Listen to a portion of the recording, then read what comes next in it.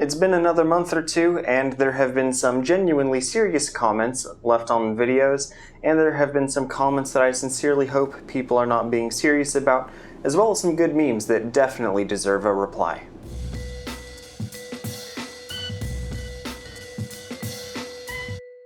About a year and a half ago, I uploaded a video talking about how I wasn't using central heating at all during the fall and winter months, and instead, what I was doing is just using Bitcoin mining to keep my apartment warm. And it had pretty good results. Highly recommend that video. Definitely one of the coolest things I've ever done.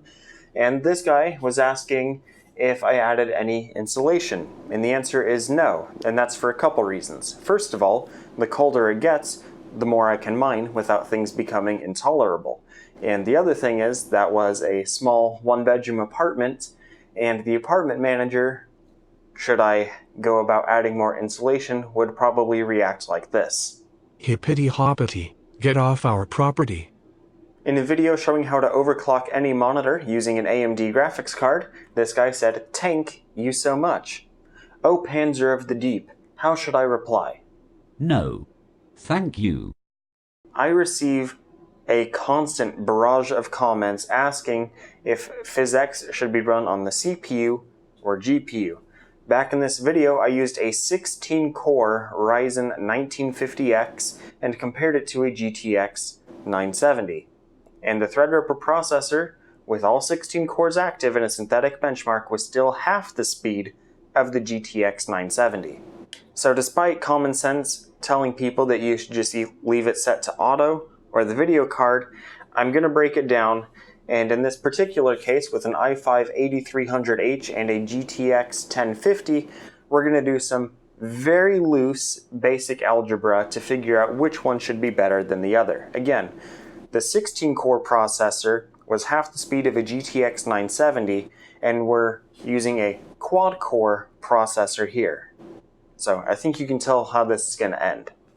So from that video, we know that the GTX 970 is equivalent to two Threadripper 1950Xs. To solve for 8300H versus GTX 1050, we need to get some rough estimates as to how the two processors and the two video cards compare against each other. And again, none of these are specifically comparing a benchmarked load of PhysX simulation and FluidMark, because it's a pretty old, outdated benchmark, but these are just some rough numbers based on some unrelated benchmarks found online. The actual numbers will most likely be different from this, but we're just trying to get a very, very vague mountain of salt benchmark comparison here, just to figure out if one is slightly faster than the other.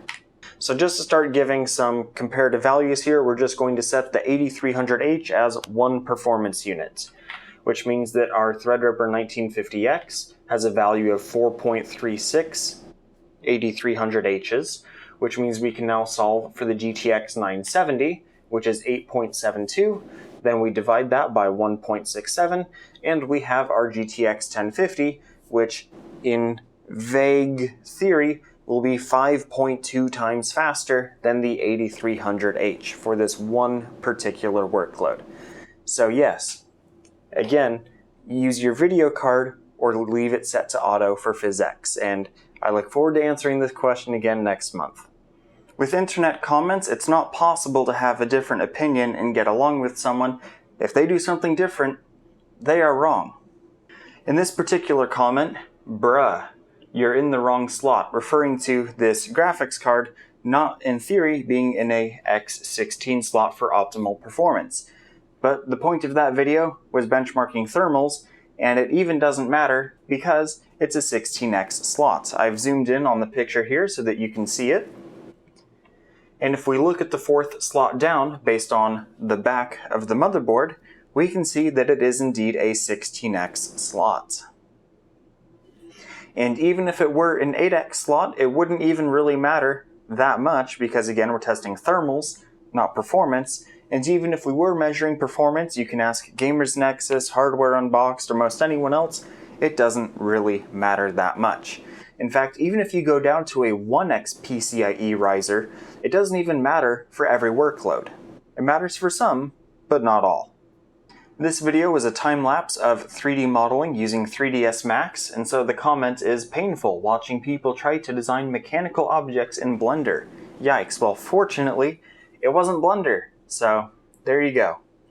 This video was talking about a hardware wallet that normally keeps track of Bitcoin but can also encrypt your passwords on that device physically, and I complained about having to run a cable from the computer since it won't work with the USB hub, and this guy said, well, why not just run an extension cable into your desk, drill a hole, and mount something in there so that you can just plug into a USB that's in your desk. And that does make a lot of sense, but since I've got this IBM server cabinet behind me where all my computers most of them are gonna go, then I'll just plug into that directly and it's close enough. But I do like that idea. It's a good one, and I should definitely do something like that at some point in the future. But if you're a 14-year-old living at home wanting to do something with computers, you probably won't have your parents' permission to tear apart a desk. Back in the days of 1st Gen Ryzen and in the months that followed, RAM compatibility was an absolute mess, and I've thought about deleting that video a number of times because people still find it and are asking about 3rd Gen compatibility with memory, which is going to be very different than those early days were. And I still get very specific comments asking about this motherboard, this RAM kit with this processor. And once you push your RAM to 3200 megahertz, especially with 1st Gen, that's an overclock and you're not guaranteed any compatibility. For instance, the 1700X I have in this editing workstation is running at 2933 on a 16 gigabyte kit, and on that same kit of RAM and my wife's 2700X that she has in the next office over, that one only manages 2800 megahertz, and even then it's not stable in all applications, so we generally leave it set to 2667. It's a newer chip with worse RAM compatibility, so it's just silicon lottery at that point. Quite a few comments here on my monitor overclocking videos. I did one for AMD, one for Intel, and one for NVIDIA, showing how to overclock your monitor using any of those graphics cards. And this guy claims he got his monitor from 60 Hz to 144 Hz. Is that normal? Based on my experience in that video and others I've done, no it is not, and I am very curious to see how much longer that monitor is going to live if you leave it at that refresh rate. I'm also curious as to what resolution you have it running at and what the model number of that monitor is.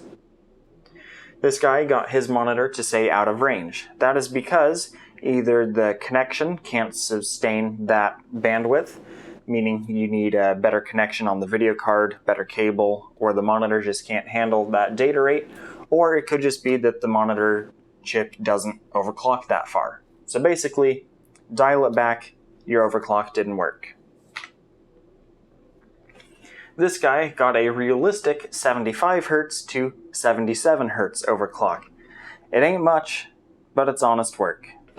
And this guy overclocking a smart TV claims to have gone from 60 Hz to 144 Hz.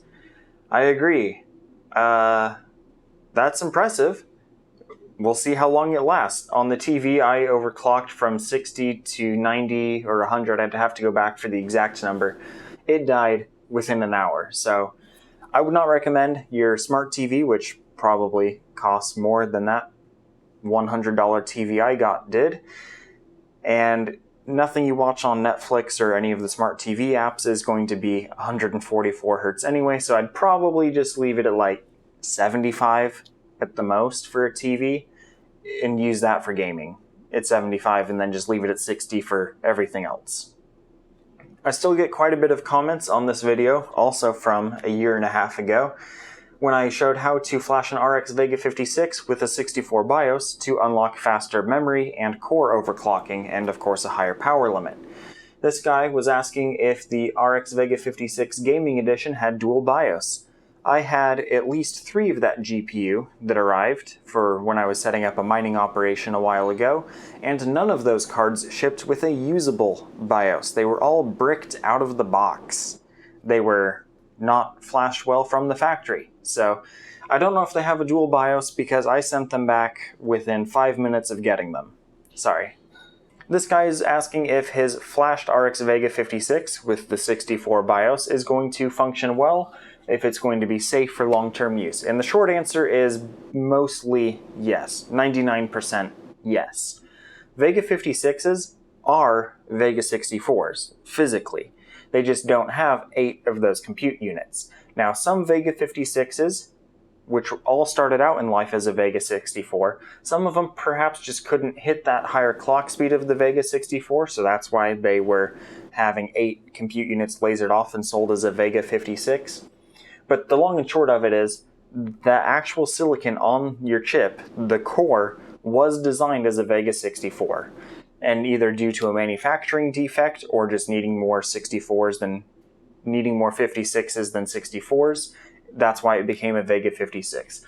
So if you overclock it with the BIOS flash and it works, then it works, and you're good to use it.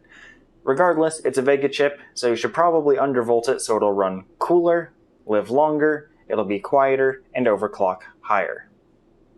This guy was asking if all RX Vega 56 cards had 2 BIOSes, and my answer is I doubt it, because I'm in the North American market, and you'll have different cards in the Asian market, you'll have different cards in the European market, even the Australians may occasionally get a different video card. And besides that, those are just consumers' individually purchasable video cards. There's also OEM cards, which will be completely different as well. And I would expect that most OEM cards are single BIOS, but again, haven't looked at every single RX Vega ever made, so can't say. But if you're buying a custom overclocked AIB card, I would expect it's dual BIOS, but that's not a guarantee. This Need for Speed video showing how to download this game that disappeared but now it's back, he's asking if he can download this PC game and run it on a Mac. Who's going to tell him? In all seriousness, if you do want to run PC games on your Mac, you're going to have to install Windows on your Mac via Boot Camp or potentially emulation. In this video explaining what GPU artifacting is and how to recognize it, this guy has an RTX 2070 that artifacts at basically anything resembling full load, and it locks up his PC and crashes. Sounds like you have a defective video card that you need to return ASAP.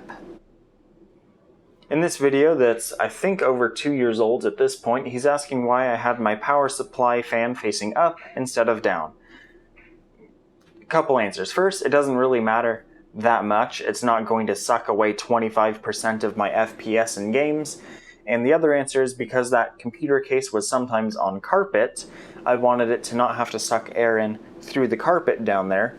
And also, that way the power supply doesn't get as dusty because the air intake for that case is filtered, and that way the filtered air goes through the power supply. This guy pointed out that one of my videos did in fact not have a link in the description as I claimed it did, so I fixed it. Thanks for catching that. Building a PC in the motherboard box that came with it is something that's fun to do, and this guy has a pretty good comment. Y'all should definitely pause the video and read it. He sounds like he did it a lot more professionally than I did, and if you want to build a PC in the motherboard box, I recommend doing it that way.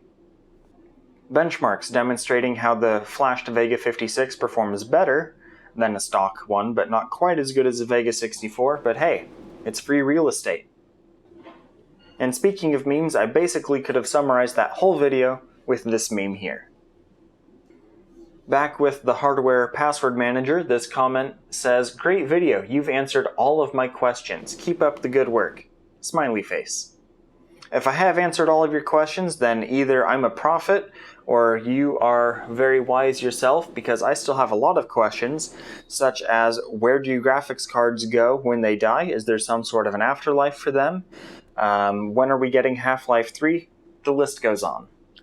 The backstory for this video is that my wife, who is not a very tech-savvy person, does not want to look at a bunch of video cards, and back in that one-bedroom apartment for me to film, we had to put it in the bedroom, and she didn't want to look at video cards. She'd rather look at original artwork. So I put the video cards on the wall underneath that poster and 3D printed something for that canvas to hang on. And so this guy's pointing out why were video cards in this area where another collection was supposed to be. And I would ask, who wouldn't want to look at a bunch of video cards? Video cards are awesome. There's lots of different kinds of video cards you could be into. There's custom coolers.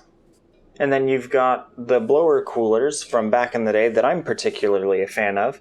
The artwork on this GTX 280, I think it looks pretty cool.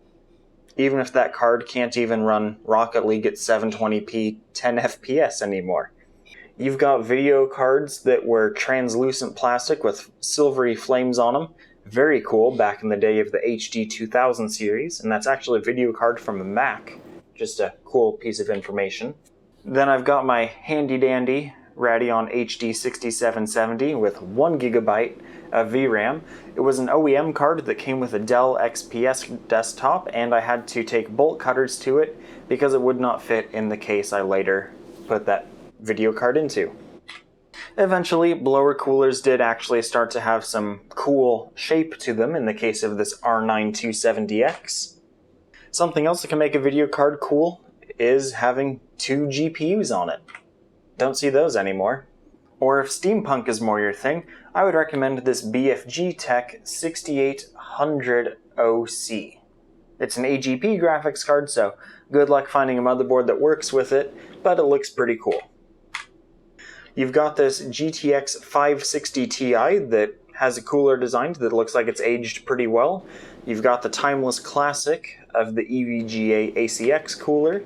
If you're into heat pipes, then certainly any of the AMD flagships from the last few years, specifically the 300 series and this HD 6000 series. This particular card is the HD 6950. And of course, if you're into misogyny, there are some of the older cards, both from NVIDIA, 7900 GS, and AMD, the HD 5670, and there were other cards from that same era that also featured similar artwork. Personally, not my style, never going to have those displayed on the wall. I'm more of a GeForce 9800 GTX man myself. And lastly, in this video describing some of the new features that came with the game World of Goo, which I think is close to 10 years old at this point. Basically, it works in HD now, you can mod it, and I accidentally, in quotes, cut that video off before I could explain exactly what cool things happen in level 10. Well, you see, once you get past the first stage where you have to build this little bridge,